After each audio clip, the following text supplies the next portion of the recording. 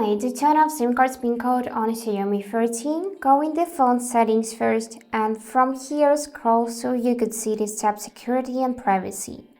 Now scroll till the very bottom of the page and go in more security and privacy section.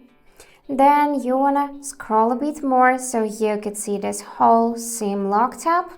Select the first section, which is your network provider, and now you can see this feature to lock SIM cards. Mine is enabled, so if I try to remove my SIM card and insert it back, I would need to enter its PIN code.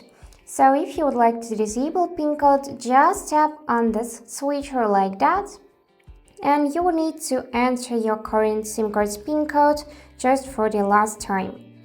Then tap OK, and now it is disabled. So that's it for today. Hope this video was helpful and thank you for watching.